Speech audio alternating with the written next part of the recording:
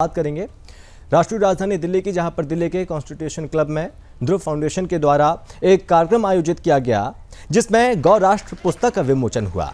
इस मौके पर केंद्रीय मंत्री पुरुषोत्तम रूपाला और सुदर्शन न्यूज के प्रधान संपादक श्री सुरेश चौहान जी यहां पर अतिथि रहे।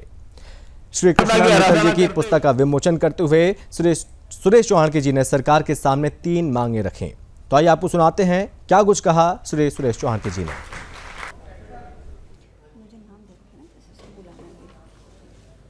मेरी 3 मांगे केवल यहां पर मैं रखूंगा। पहली मांग कि केवल बातों के बजाय काम से संदेश जाता है, और इसलिए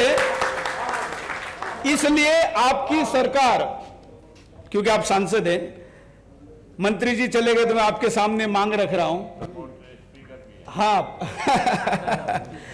तो इसलिए मैं मांग रख रहा हूं कि हिंदुस्तान 75वां वर्ष मना रहा है और सेंट्रल विस्टा पर कई लाख करोड़ रुपए खर्च हो रहे हैं, तो वहां पर बनने वाले इतने बड़े प्रोजेक्ट में एक गौशाला बने तभी सही संदेश जाएगा, ऐसा मैं मानता हूं।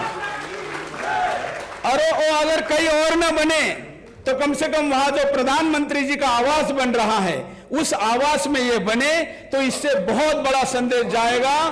भाषण ज्यादा देने की जरूरत नहीं, ये एक बड़ा संदेश होता है और इसलिए ये मांग मैं करता हूं। राजेंद्र जी पहुंचाएंगे आशा करता हूं।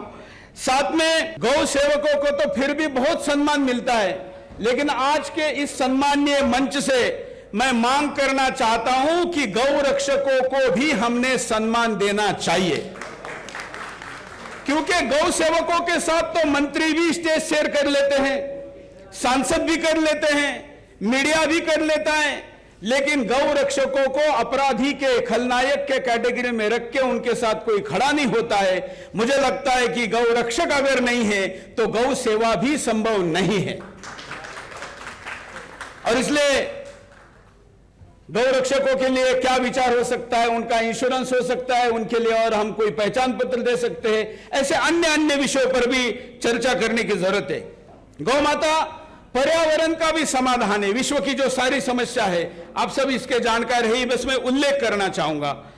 परिवार का भी समाधान है, क्योंकि आजकल माँ बाप को कोई संभालता नहीं है, लेकिन जो गाय को संभालेगा, गाय का पालन करेगा, वो अपने माँ बाप को कभी भी अनाथ आश्रम में, वृद्धाश्रम में नहीं रख सकता।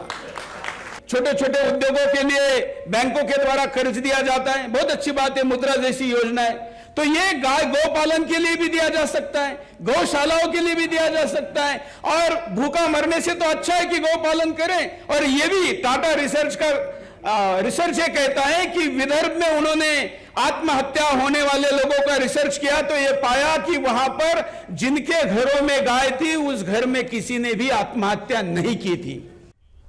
और इसी के साथ इस बुलेटिन में बस इतना ही। आप बने रहिए सुदर्शन न्यूज के साथ। जय हिंद।